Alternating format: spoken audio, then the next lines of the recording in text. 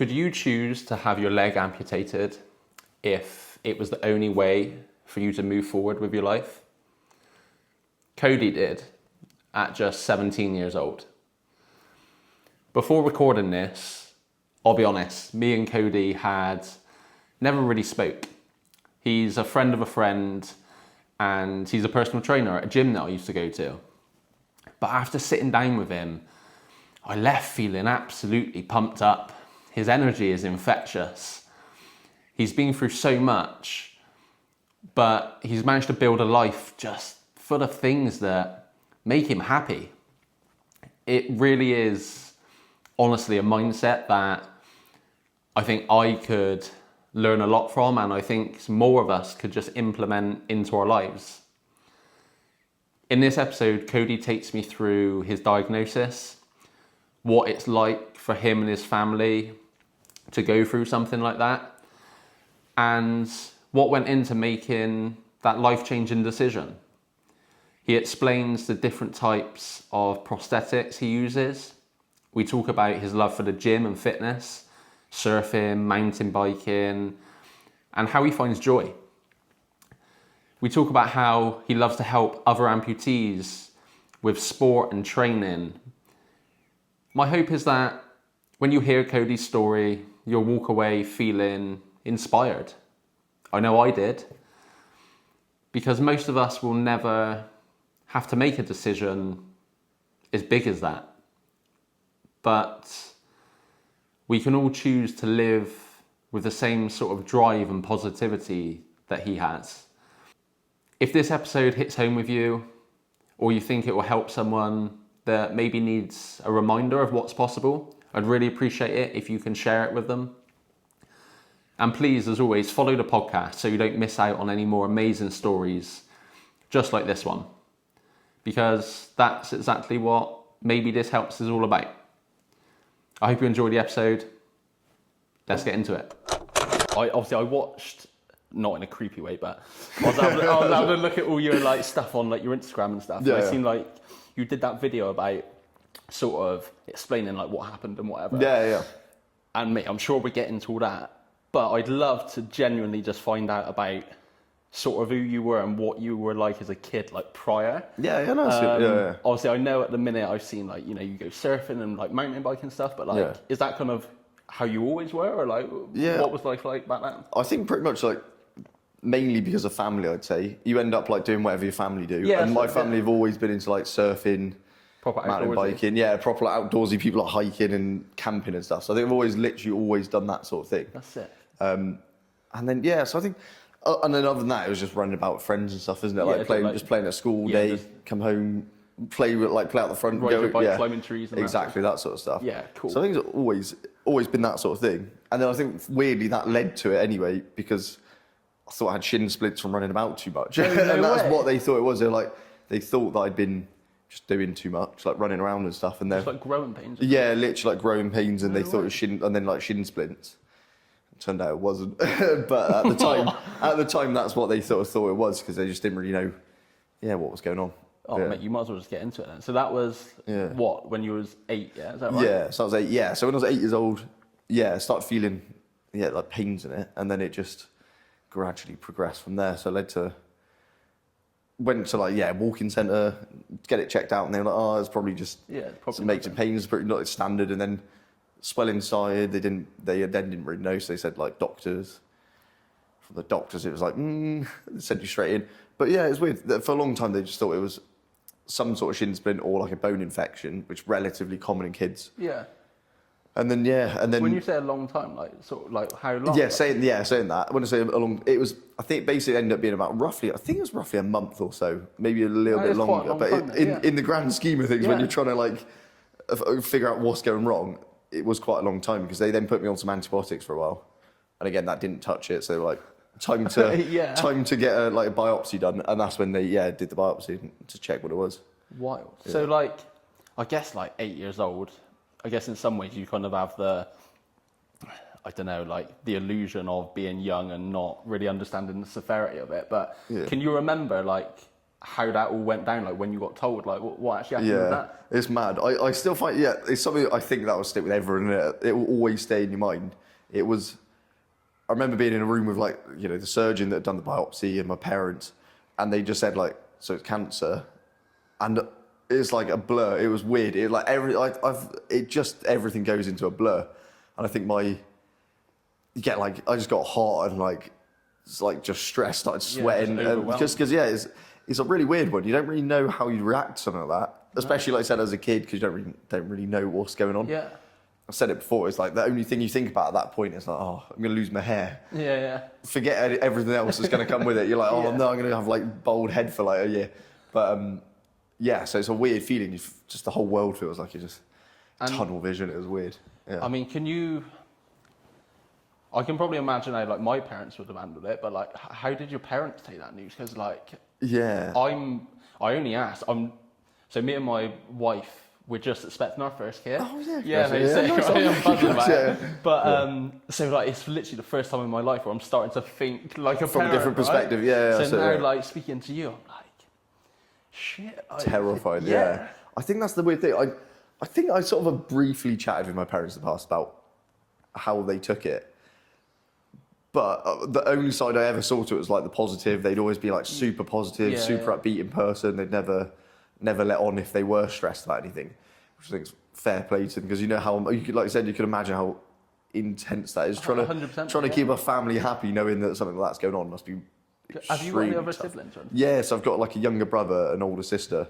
So same sort of thing. Everyone was just getting along with it. How was it with them as well? Yeah, I think at the time I just think everyone just adapted to it. Yeah, everyone adapted to this like weird change. I think the main thing being time again is like you go from being a family like always together whenever you can be to like I'd go into hospital for like I think it was like 5 days, 4 or 5 days straight, come out for about 15, go in for 5. So it was like that sort of thing for chemo for about a year.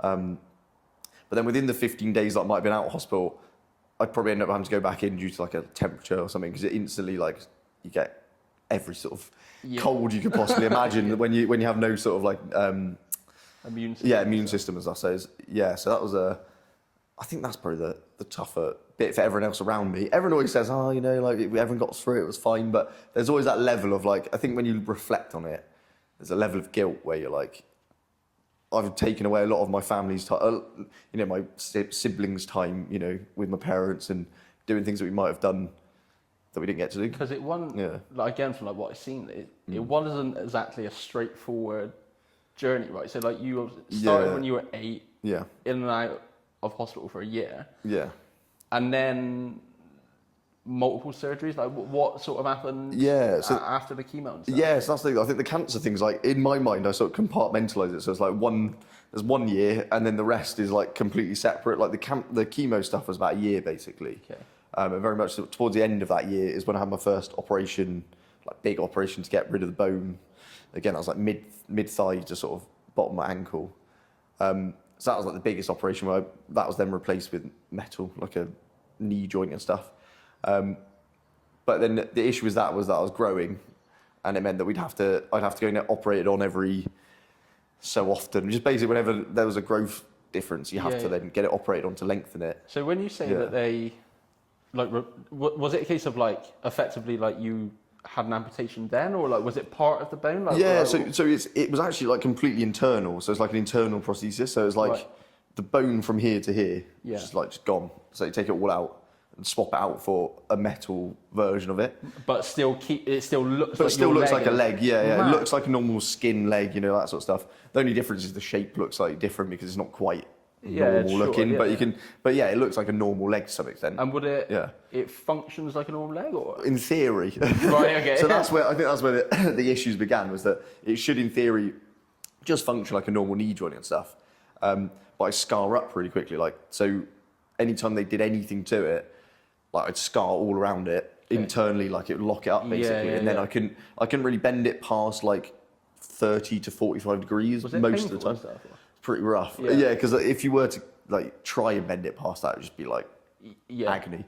But that's what they would then do, is I'd then have my operation to get lengthened, but then I'd go back in to be sedated for them to basically like bend it, Right, yeah, yeah. like remove scar tissue and bend it at the same time, as like to try and start freeing up the knee joint. I get it. And I guess like, so how old are you're about 8, 9? Yeah, so 8 when I had it first done, and then probably like around the next 2 years after that is when it actually started seizing up and having all these, or year to two And after I guess that. like, it makes sense, right? Because like you're a 10-year-old kid, you're gonna fall over and like scuff your knee, aren't you? And stuff, yeah. right? So exactly, yeah. So there's all those normal stuff that happened as well. So sort of, yeah, it was quite, yeah. And then it all just sort of continued on from there. Really, it was like a lot of, yeah. Mate, that blows my mind. It's Like, pretty mad. again, if anyone's listening to this, the video that I watched, mate, and like I guess some people do get a bit weirded out, don't they, by like the graphic pictures. Do you see that? Yeah. But like for me, mate, like I love that stuff. Like I need to visualize it. I need to see it, right? Yeah. And yeah, like It's weird, isn't it? yeah, crazy, mate. It looks like super. I was thinking that image that you might have seen like in that video. It looks like almost like CGI. It looks like really like weird like film type like thing. Terminator, yeah, mate. it's proper. It's really unusual to see like inside, but yeah, it's And it's that cool. sort of procedure, is that still like a common procedure, or have things like moved on a bit now? Or? I think it's still pretty common because I get a lot of people message me saying like I bet you that do, sort of know of me or have known of this or whatever, and they message saying, "Oh, in the next year I'm meant to be getting a prosthesis put in, like sort of what I used to have." And yeah, so it still is happening. I think basically if you're an adult, it's more manageable, so they can put a bigger prosthesis in that can then be lengthened without having an operation. It can be lengthened via like a magnet of some sort. I don't know how it works, like but telescopic literally that sort of thing. So it just extends without having to be an invasive sort of thing every time. So I think it's more doable if you're older, but at a young age, it doesn't. I think that the rate at which people have it and then have it amputated later on is quite high. Yeah. They sort of did warn me about that at the start. Oh, did they? Yeah, it's almost like a known thing, I think, for most. So how many surgeries and stuff did you have? Did you like keep track? It's weird. I never. At one point when I was younger, I kept all the like hospital bands. Did you? And they were like festival bands. Yeah, it's like that. It's a bit more depressing, but it's like, so I must have had like hundreds and hundreds of them. But but then operation wise, I probably had. I don't even know. It's got to be around 30 plus or something. I think it must be around that sort of area. Yeah. Especially for like that, like 10 to, what was it? Like 17? Well, yeah. Mate, they're like pivotal years, aren't they? I think that's the other, it's sort of quite, I managed to get on with it all right, which is good. In terms of like obviously moving and still did things that I wanted to do, so that was cool. But yeah, it may have been more than that, to be honest, but it was quite a lot. It was, a lot of how was it in terms of like managing like school and friends and stuff? Because like, if you're in and out of hospital a lot, I guess you missed a fair chunk of socialising and school and that sort of stuff. How was that? Yeah, so I think that's a weird one as well. I think you just gradually get on with it. But when I had the chemo, I pretty much had a year out of school, but I then returned, and I think it would have been like year 5 or whatever. Yeah. With the same year group and stuff. I didn't like go back a year or anything like that. And I think at the younger age, again, I just got around. Like I couldn't necessarily run very well, but I could still get about relatively quick. That is literally it. It's resilience, I think, of like you don't really care. You're just like, I'll just do whatever I can, isn't it? So I think you don't really overthink it. And then again, like if I'd have to have operations and stuff, some of my mates would sometimes come to see me at hospital, or when I get back, they'd come visit me or whatever at home. But yeah, so I think I think as it gets older, I think that was where it can be challenging because you're at secondary or whatever. If you then have to go away for an op and then come back, it's like, it takes a bigger toll, I think, because I don't know, I think it's just tougher being away from friends when you're a bit older. Yeah, I think so, yeah. Do you think it helped, like, having siblings, like one slightly older, one slightly younger? You kind of yeah, definitely. Because again, if I couldn't see mates or whatever, or if I couldn't go out, me and my brother would probably play like some computer game, or like play some Xbox or something like that. Or next door, like Joe, he'd always be over. Like whenever we had a free minute, we'd go. You can't get rid of him, can you? Literally any 3 minute, we'd go and be doing something of some sort. So it's amazing. I think that in itself, having friends and family that are close, makes a massive difference. I know not everyone has that luxury, but it's like just to have close friends, like makes all the difference for sure. Mate, class. Yeah. So, mate, I got to ask. Yeah.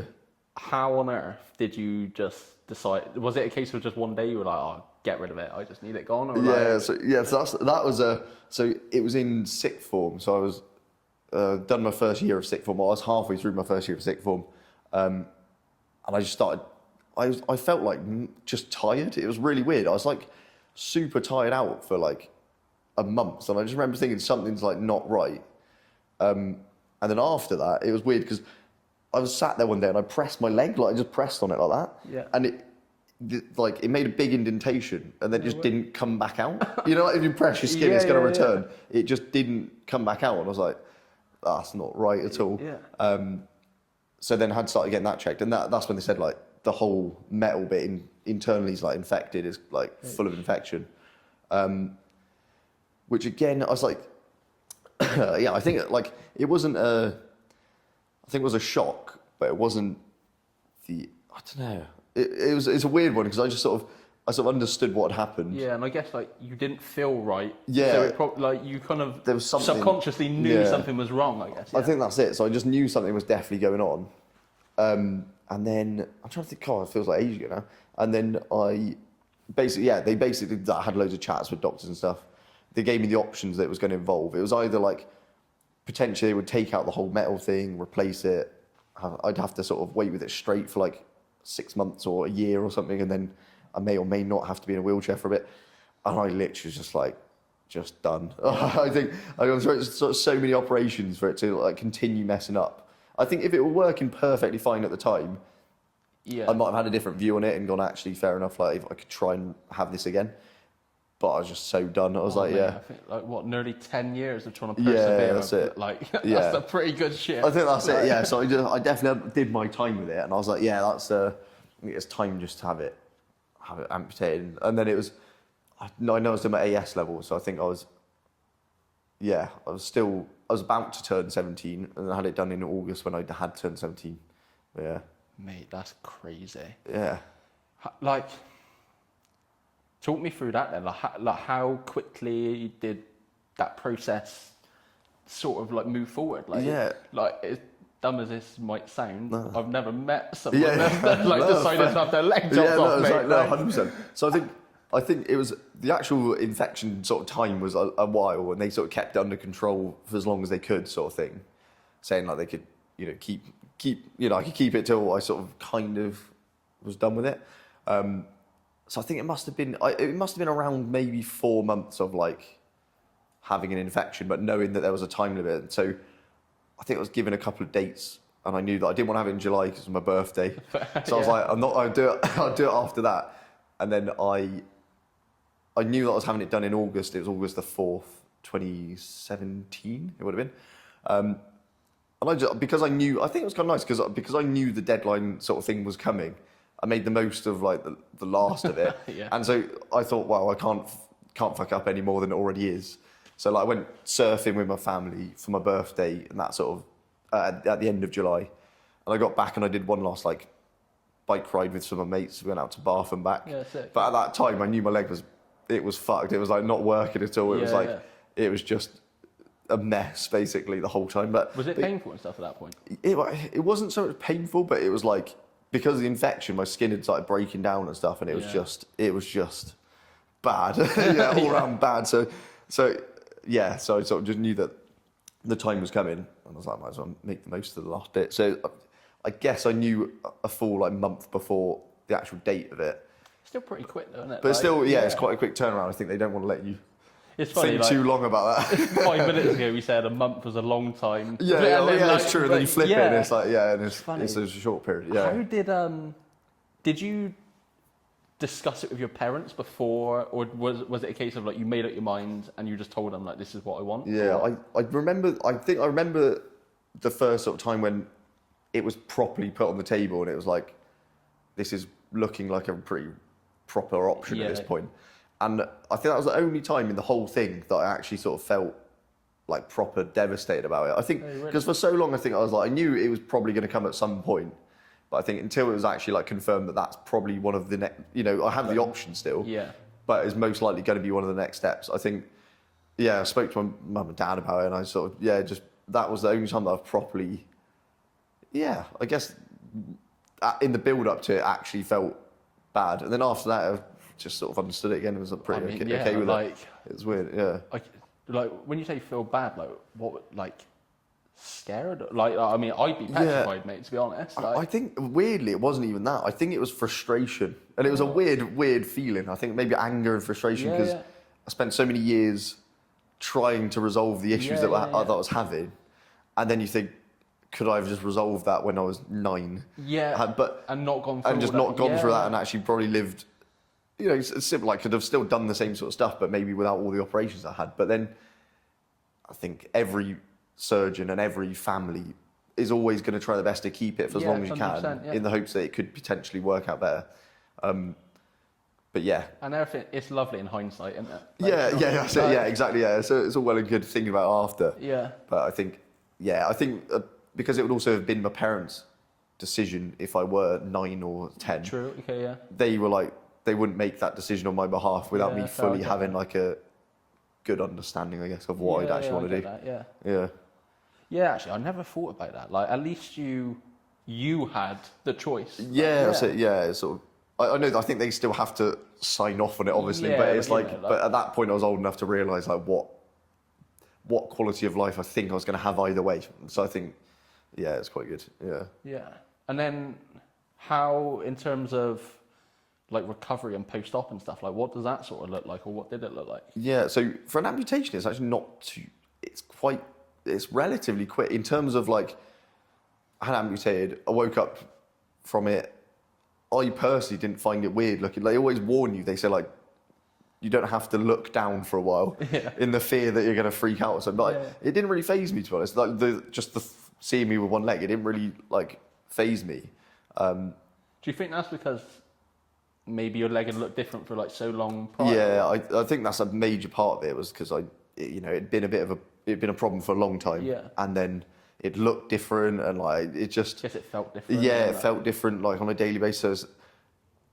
I have a lot of sympathy for people that lose it to accidents. Yeah, like you wake because up one you day wake up and it's gone and you've never had this preparation for it. Like I think that in itself is a massive difference between what I had and what other people have. But yeah, and then after that, it's like I think I spent like 4 more days in hospital or something. Felt pretty fine, and then because I'd been used to using crutches and stuff, I didn't really need a wheelchair. I just used my crutches and just back home pretty much. Sweet. But yeah, that's the next bit when it's like the recovery. That's like, I guess that's then the proper recovery when you can't use a prosthetic. You got to wait around for to heal enough and all that. Yeah. What's that? Because like it needs to heal and stuff, or like? What? Yeah, because it's like the way in which they often do it is like a scar runs from like the front to the back, like over the top of it, almost like if it were to go like over an elbow like that. Yeah, okay, I get you. And you just can't wait there through that until it's fully like safe and healed. And they obviously don't want to get infected as well by putting stuff around it. So yeah, so that's about, I think for most people it's around 4 months-ish, 4 to 5 months, and then you can start getting a prosthetic if that's what you want to do, and then it goes on from there. So, right, you're 17 at this point, yeah? Obviously you're a PT now, and we could like definitely get onto all that stuff in a bit. Were you already going to the gym and stuff like prior to losing your leg, or? Yeah, so I went to the gym for a long time. It was weirdly like back in like I think it was from about year 7. I used to do like home workouts and stuff like that, like sit-ups and stuff. But I think from year 7, because I couldn't do PE at school, my dad would take me to the gym because they allowed me to. They said like, well, if you're not, if you can't do rugby or whatever, then you can go with your dad to the gym. So I used to go with my dad to the gym up at David Lloyd because it was next to like my school grounds or whatever, where the school used to be. Whatever it was. What was it? Redwood Lodge, that was it. Yeah, we'd just go to the gym, and that sort of, I think that really got me into it because it was a sport that I could do without running about, basically, or I could just get involved in stuff that kept me fit, but without being running. So it was really good. Yeah, so I think that's pretty much what first fully got me into it. Yeah. Did your dad always go to the gym, or he started going to like help you out? Or? Yeah, my dad had always been sort of like fit. Like he'd always trained and stuff, and he'd done like did a lot of spin and that sort of stuff and cycling. So he'd sort of always been to the gym now and then, but it's sort of But then as a result of me missing out on PE or whatever, he'd come and do that then instead. Nice. Yeah. Do you reckon that like sort of helped you stay close or be closer to your dad like for it all? Like? Yeah, I think my family were all really close. I think we've always been really close, and the whole process is like, I think it's always maybe very close to my family, my dad and my mum. But yeah, I just think they've always looked out for me. They've always put me first. I think they're the sort of people that will always put everyone first before themselves. So I've got all of that. So I've got them to thank for everything, literally, for literally everything. But yeah, it's kept everyone close as a family. I think it's really good. So nice. Yeah. Did I was going to ask this later, but I need to ask it to you. Yeah.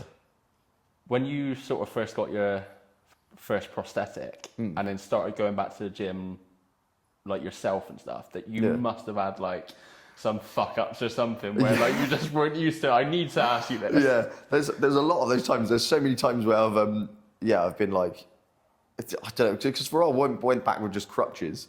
So it was like getting stability and stuff is weird because you lay on a bench and you think there's normally another leg there and you like almost roll off the bench and stuff.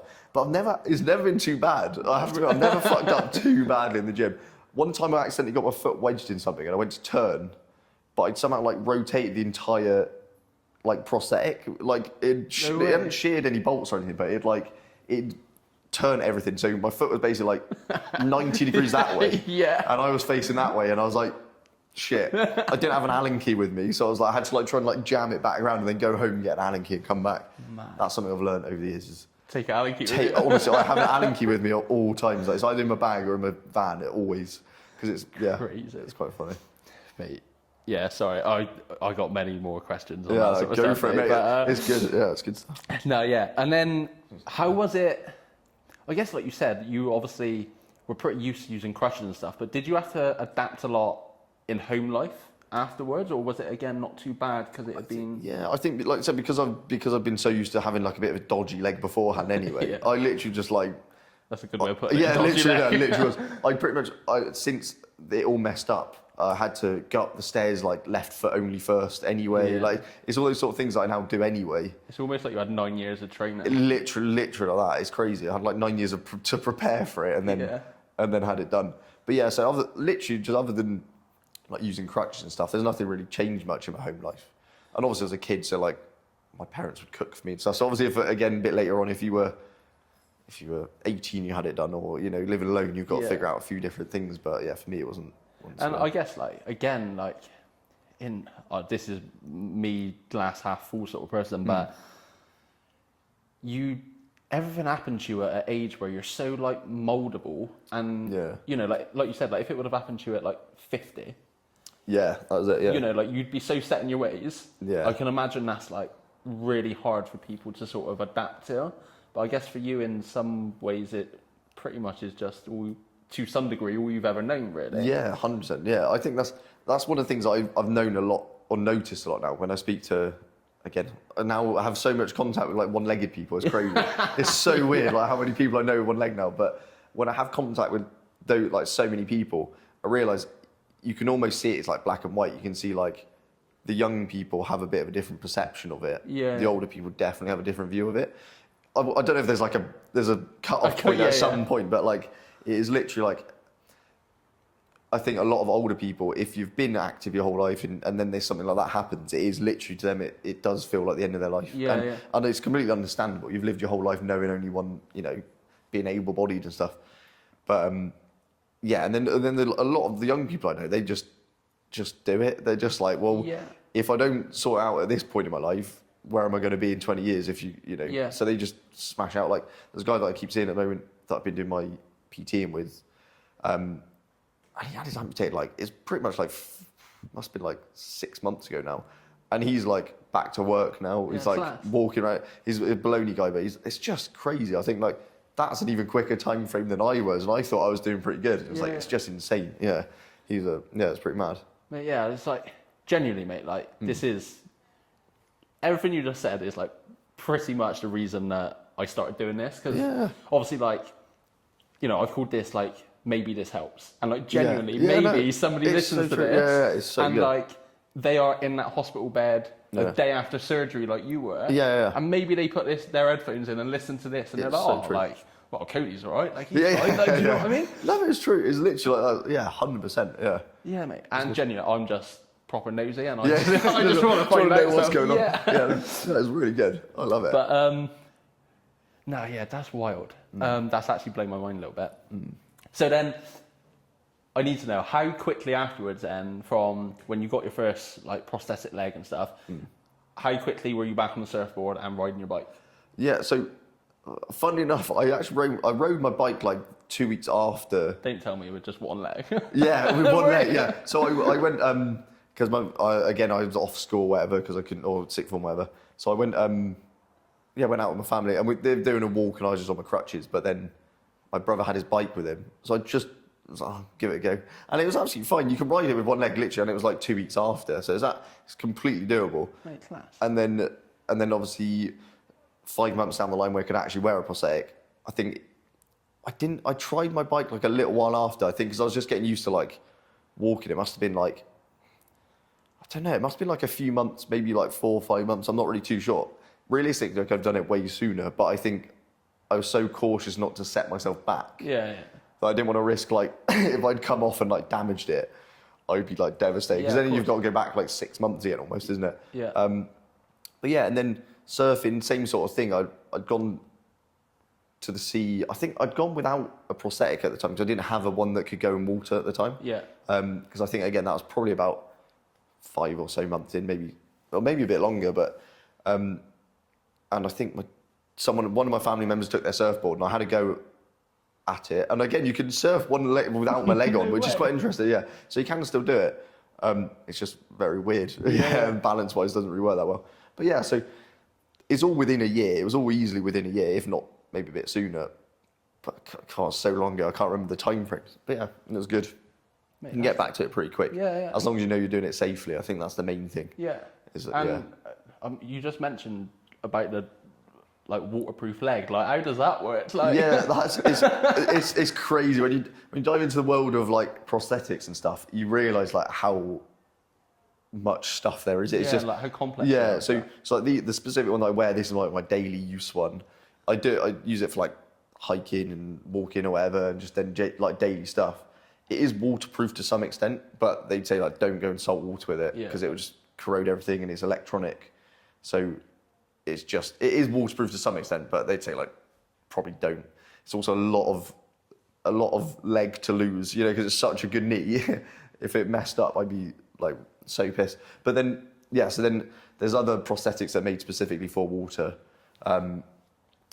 and they looks almost the same. It's just a matter of how much waterproofing it's got and how much corrosion it can take. My wife told me not to ask this, but ask it. I love so all the like, questions. This is good. Do you have like legs for like different occasions, like a I don't know, like a at-home leg and a work leg and a shagging leg? Yeah. That's like everyone's first one. Literally. I pretty much use this one for almost everything. Like it's literally like almost everything, but riding my bike and surfing. Because those two I have two specific legs for, which are in there. If you want to see them at any point, I can go grab them out. But and then everything else is just like I just pretty much use this one for. Yeah. And I've seen on your Instagram you have to like charge it up and stuff, Yeah. So there's like a little charging port in the back of it. Have you ever been on like a hike or something that's run out of battery? Yeah, it's fucking devastating. It's so bad. So I think it gives you like warning beeps basically, like when it's getting down. No good if you're like penny fan. Yeah. If you're like an hour away from anything, you're like, oh no, this is bad. It gives you like warning beeps when it's at like 20% and then 10%, or you can look at it on your phone and see what is on.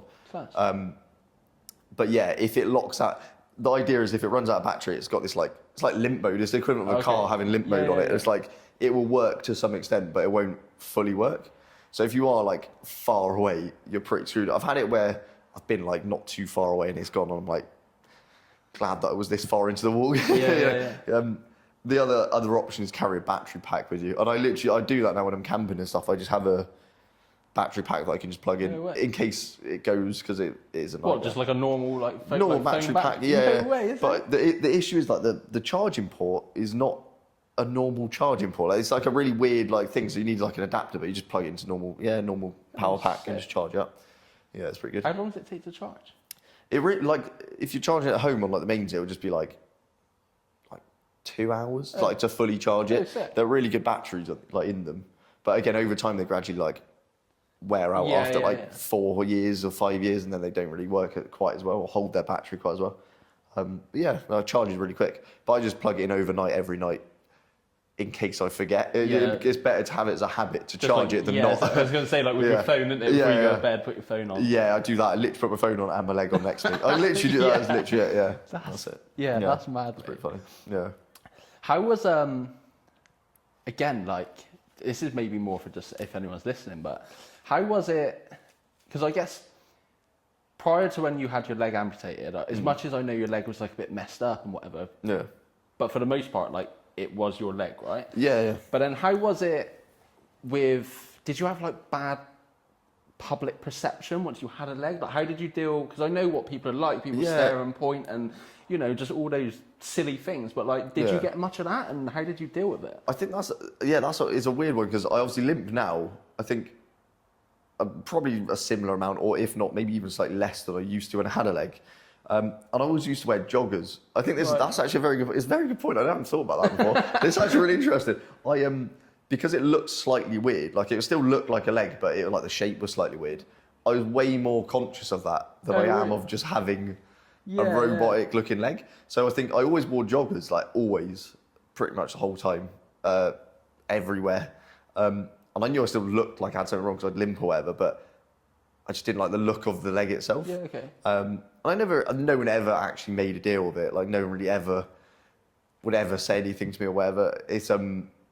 But I definitely had a weird perception of how it looked in myself. Yeah. And so I would definitely like try and cover up more than. And this I literally wear. I never wear joggers. Like I never wear anything long, short. Like long every anymore. time I've seen you, I think it's just, you're in shorts. I just always forever in shorts. Yeah. So that is actually a good point. Yeah, I've never really thought that. Yeah. I was just that interesting, and yeah, I guess, like you said, like I guess I can understand how when you still had your leg, you were naturally self-conscious because it's your leg. Yeah, it's weird. And like now, to some degree, you're able to just own the fact that I've got a prosthetic leg. Yeah, that's it. Yeah, I think it was. Yeah, it's because it was that in-between sort of ground where it was like it wasn't working properly as an actual layer, and then it wasn't.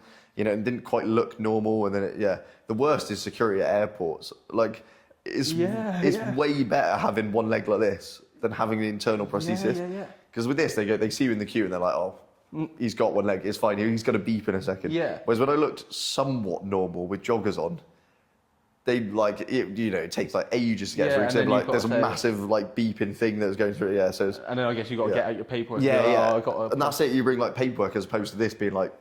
You can literally see it, like it's the most obvious thing. So it's like, so that is true. Yeah, security used to be an issue like that. It's like it's better for it to look so blatant that it's just there. I guess so. And it's almost like elephant in the room, isn't it? Yeah, literally. Like, it's like you can't miss it, really, can you? It's quite fun. Yeah, I always find it funny how people always recognise me. There was like, you know, I might be on a night out or something, so I was like, oh, you're from the gym, you're Cody or whatever. Yeah. And I go, how does everyone like recognise me so quickly? Because I'm terrible with faces and stuff. And then I realise it's so obvious who I am. It's so blatant, and I just sort of like, how does everyone seem to like remember me? Mate, I guess you're memorable, mate. Yeah, that's not a bad thing. It's hard not to be. It's weird, isn't it? Yeah, but yeah, it's quite funny. That's good, mate. Yeah. How did like throughout it all? I'm genuinely really interested. You know, like chatting to you now and stuff, like you're proper bubbly, like upbeat and everything, but surely like throughout everything there must have been like peaks and troughs. Like how was that? I think that's a major thing. I think when I was younger, having like the chemo and stuff, I think there were down parts to it, obviously. There were like, you know, sad elements to it, but I think I don't know, I think you just sort of again get on with it when you're like that young, when you're 8 or so. Again, when I lost my hair, that was like, because I shaved it to like funny shapes and shit, and like had like a Mohican and stuff. For like a few days or whatever. But then because I knew it was gonna fall out, and I think that was the first time that I was again properly devastated about the situation, was when my hair fell out, and I remember that very vividly. But then after that, I didn't really feel anything bad. I think it was when you turn, I think teenage years, and it naturally you're gonna that's when most people have any problems anyway. I think I got this weird thing that I didn't really know about. And no one really told me about, was like this thing called like, it sounds cringy, but like survivor's guilt, and No, it sounds no, super cringy, but Yeah. it is actually a thing, and it is like. I think that the horrible thing is, like, whenever anyone talks about cancer, if you said, oh, you know, I've got cancer or I had cancer, one of the first things everyone says is, you know, oh, my nan, yeah, I know my nan died from cancer, or my friend died. And it's literally the first thing that everyone will tell you is, like, someone they know is dead. Yeah. And it weirdly, after a while, started to take a bit of, not that it was anyone's fault, it would just take a bit of a toll. And I think, and then I got this weird guilt thing where I was like, well, I'm here, but no one else is. Or, you know, all these people that I've been told about, you know, aren't. Yeah. And yeah, I did get some weird level of guilt that it took me a while to get over. How did you sort of get? But yeah, and then that was a weird thing. Again, I didn't really know. I don't know. I didn't really know much about it until I was older, and I went to do they do like this, like, you know, it might be like 5 years later, they do a checkup sort of thing, and they say, like, you know, how have you been getting on mentally? You can always ask for help in that time frame, but I didn't really think about it. And they said, oh yeah, like one of these things, in this leaflet thing, it was like survivor's guilt thing. And it was the first time that I'd seen it on paper that I realised it's actually a relatively common thing. And it was really weird. So, but yeah, in order to deal with it, I think, again, it sounds a bit cringy, but I started training, started going to the gym. And for a million people, you know, everyone, you know, a lot of people, it is a really good way in which to get, like, figure out your mental space. Mate, I run now. Well, so you don't have to sell me on it. Like, I get it. Exactly. So I think, I think that physical activity is something that helps a lot of people. Yeah. And I think, again, when I was younger, like 13 and stuff, I think I did it almost to prove a point. I sort of made, like, I was going to say, like, if I am here, I might as well try my best to be a better version of myself, or, you know, try and be a good version of myself in order to make it worthwhile. That was actually going to be my next thing to ask you. Like, did kind of all of this, like, even though you were young, did it almost give you a new sense of, like, what life should be about, and like, you wanted to capitalize on your opportunity to make the most of it? Or I think that's a major thing as well. I think anyone that's gone through, it could be, you know, it's not necessarily cancer itself, but anyone that's gone through some level of something at quite a young age, I do think you grow up pretty quick. Like, not intentionally, but I think, maybe you just notice certain things a bit sooner, and you realise what you do want to spend your time on and what you don't want to spend your time on. I don't know. Did that make it not hard, but did you start to see, or like, people that you were friends with, maybe like, this group of people are just the stuff that they're into, like, there's more to be doing with life? Do you know what I mean? Did it make you, like, naturally want to pull away a little bit and search for different people in different groups, or like? I think all my friendship groups have always been brilliant, because they've always been sporty people. They've always been people that we still go out and everyone goes out and drinks and stuff. Everyone has a good time.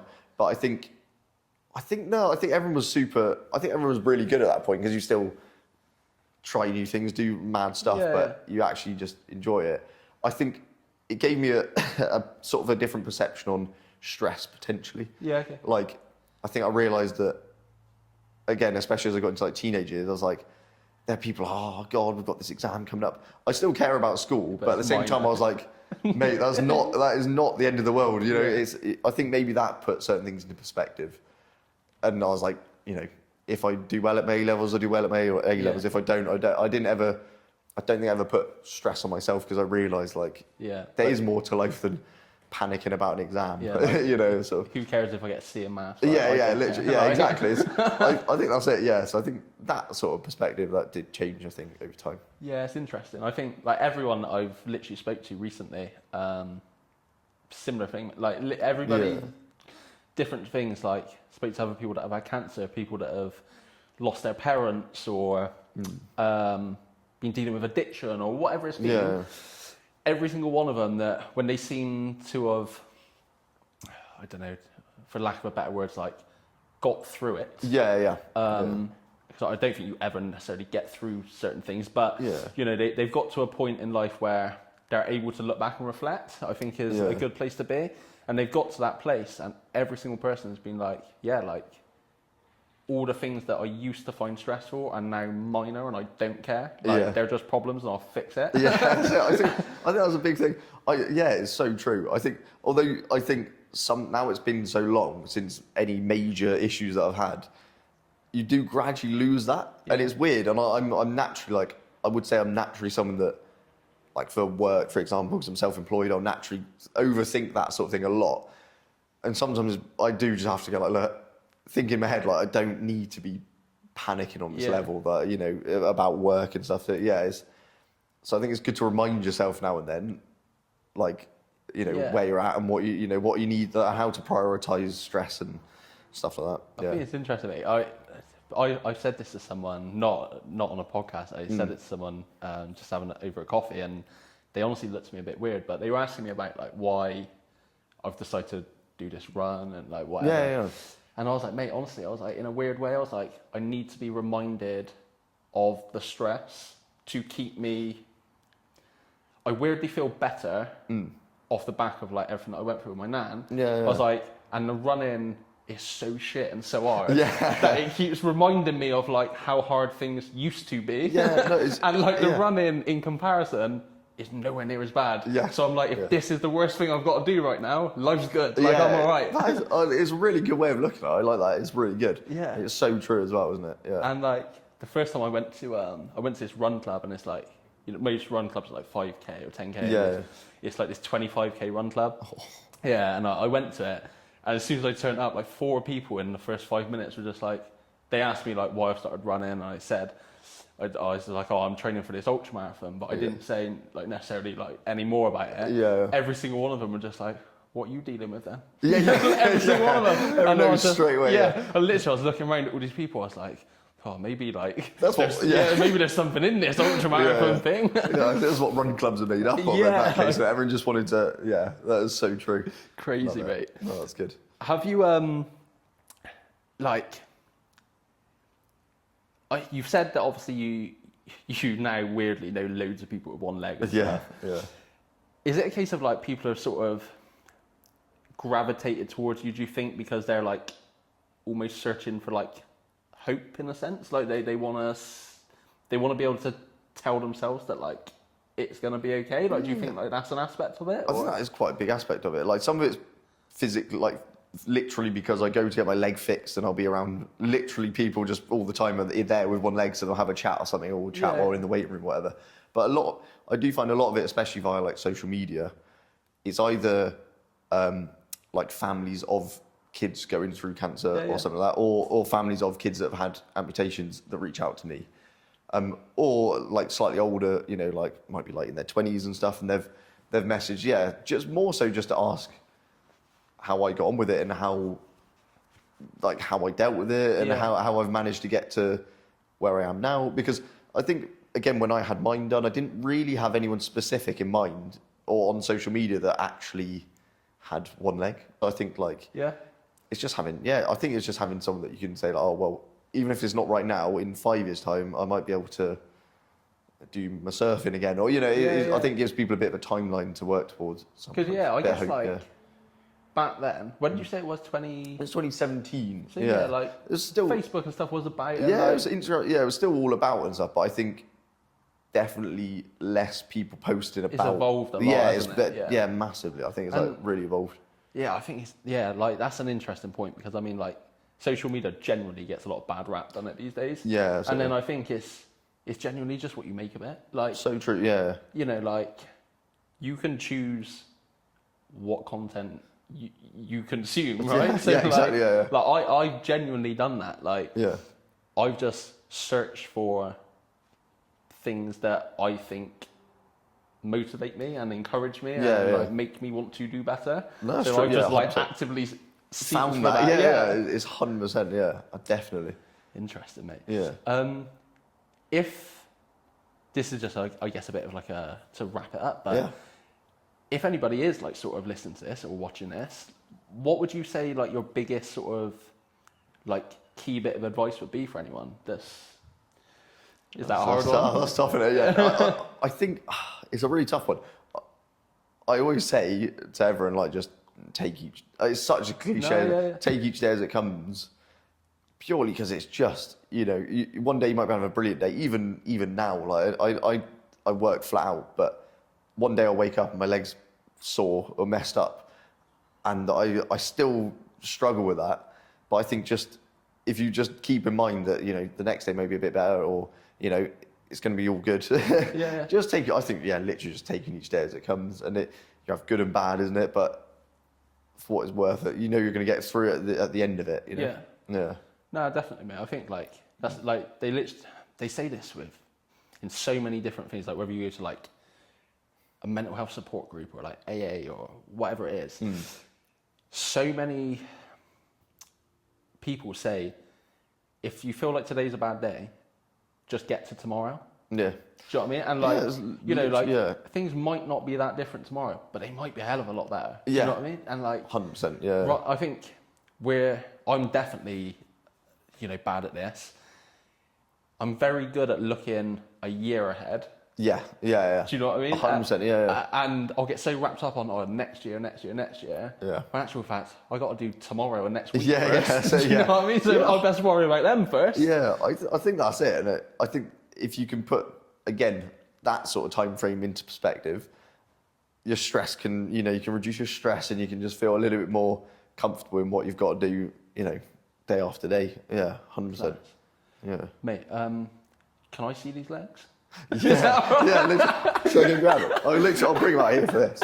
You can come here, but I'll go grab some. Yeah, same. I put the washing rack, because I literally just washed one because I forgot to wash my water leg from my surfing. Right. Do you have to like give it its own shower and stuff? Well, yeah. Well, I mean, I normally just wear it, but because I hadn't washed it properly, so it was like I had loads of seawater in it still, and it was jammed. So that's my one that I ride with. Do you want to put it in the shower? Yeah. I'll show you if you want to use them. But yeah, so like that's my water one. So this is the mountain bike leg? Yeah, that's the mountain bike leg. Class. And then, yeah, so the difference is just like that's like fake tendons. Oh, so you can almost yeah. return the pedal stroke standing. Right, okay. And then this is, like all the feet look like this. It's so funny. They look like such terrible, like rubberized feet. But then within the shell, it's like all like carbon fiber, like blades and stuff, but that's soaking wet still. Mate, they're pretty heavy though. Yeah, that's what, so that one's specific. I'm trying to think of like, about the same. Yeah. So that one is pretty heavy because it's pretty massive, but yeah.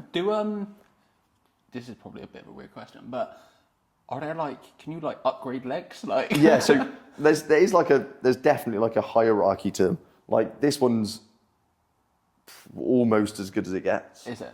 Yeah, in terms of for walking and Did you have to buy that yourself and stuff? It's all NHS. Is it really? Mainly because they've started introducing these MPKs, which microprocessing these, and then again at the time because I was young, I just managed to get that one. Because I was in a age bracket for they were doing a sports type leg. Okay, yeah. They said if I wanted a running blade or anything, but I just don't run. Yeah. So I was don't run, mate. all I wanted to do was get back to surfing and riding. So they used to have allowed me to do that. I surf with this one. It's just a normal, again, very similar to this knee joint, but it's completely waterproof and mechanical. And that one's for riding a bike. But yeah, so there's pretty much one step above this. It's called a genium. Right. And it's big bucks. Yeah, because it's not on the NHS as well. It's about 60-ish grand. Jesus. Yeah, for the knee. These are again, if you were to buy in America or something, they're 30. This is roughly. And again, even these ones, which are not quite as advanced, are still just stupid amount of money. It's crazy.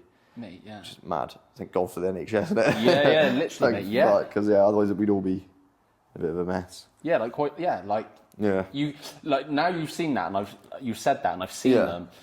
It literally makes me sorry. I feel bad for you. So bad you're holding legs randomly. It literally just made me think. Obviously, you see when you mentioned America, then you see things on TV of, veterans or whatever, and they can't afford prosthetics and stuff. Crazy, yeah. And I'd never really thought about it, but mate, 60 grand, it's just insane, yeah. So a lot of them are, military wise, they often can get them on through the military, especially for the UK people. Yeah. I don't know how America quite works, but a lot of it's done off insurance and stuff. But if you don't have it, it's mad. Yeah. I guess are there charities and stuff set up specifically for this sort of thing? How does it work? Yeah. So I think again, not so much in the UK purely because you can always get at least a basic good one on the NHS. Yeah. So I think there are charities that do it for like kids that do like again, they want to do sports and stuff that can't get like a blade on their NHS Yeah. and stuff like that because they don't do that always. But yeah, like limb power, it's one called like limb power, which is like specifically for like sports for amputees, and it helps people get into them because they offer like days where you can come and try out different sports and stuff. So I think that's really good. But again, in America, I think they often have that sort of thing as well, like funding via charities or via insurance and stuff. You said as well earlier, just before we start recording, you started doing some bits based around like social media stuff based around it. Like, what's all that like? Yeah, so I'm trying my best to. I'm going to start trying my best to put up more like videos about it. Yeah. Because again, I get it's weird how many people I get message me going like, you know, I saw that little clip of you doing something, and they're like, oh, like I didn't know that's how. You know, even as amputees, they didn't know how that's how you can go about doing certain things. So I think that's my plan to start doing that more of that, and then I do like a group PT thing for amputees via the NHS. Oh, sick. So I do that where I actually get my leg fixed. It's in like so I do group PT with amputees. So it's quite cool. Is So that people that are like have recently become amputees, or is it like a bit of a mixed level? It is a bit of a mix. Like some are new, and then again it depends on like mobility and how they feel in themselves. Really, I think they basically, if they feel up for it and they want to try it, they get them in for like a 6-week block with me, nice. and we just do that. Yeah, but in the class, for example, what I had today, it's like a mix of people from different ages, but also different years of amputation. You know, some of them had it really recently, others not so much. But yeah, so it's really cool. It's a really good way in which to like mix with other amputees, really.